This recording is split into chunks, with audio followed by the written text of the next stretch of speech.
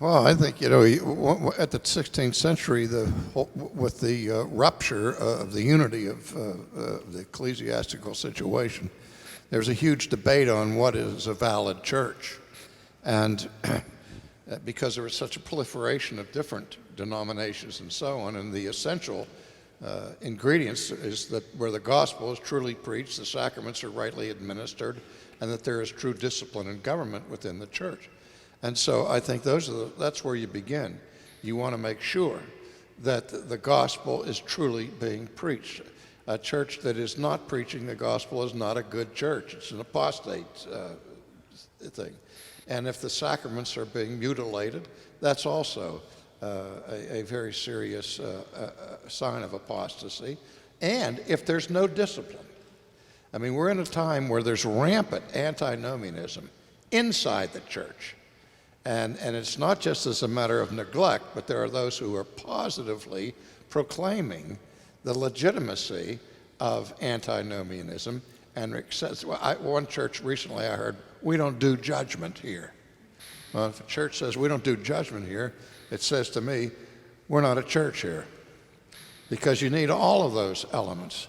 And you say, if you want to find a good church, those are the elements. And you ask me, where do you find that church?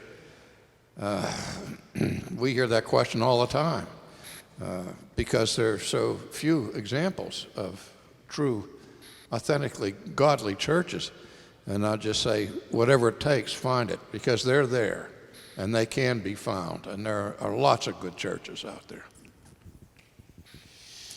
I'm tempted to say that First Presbyterian Church in Columbia is a very good church because it serves really good coffee.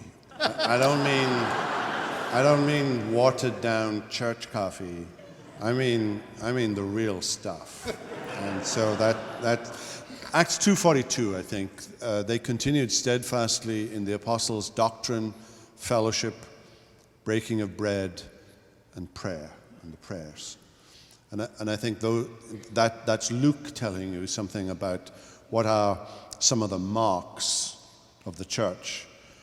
One Holy Catholic Apostolic would become marks of the church, the right preaching of the word, the right administration of the sacraments, church discipline would become Reformation attempts to say what makes a good church.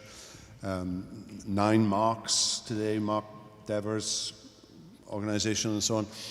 I mean, that's another attempt to say here are 9 things to look for in a good church. But that's a really good question, and we find people asking that all the time. What makes for a good? What are you looking for when you're looking for a new church?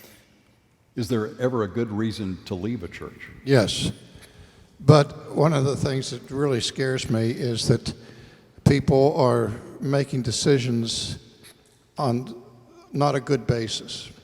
Well, my biggest concern we hear is for the youth group. We want to have a lively, vital youth group in our church. Doesn't matter what they're preaching on Sunday morning or what they're doing. What really matters is, are we reaching the kids? Say, come on, what really matters are we reaching the parents and that they are communicating the faith to their kids. And so I think it's extremely important what happens Sunday morning for corporate worship, where we're instructed by the scriptures and we gather together in fellowship and prayer and those sort of things. And we don't want to let these lesser programs usurp the central purpose of the church.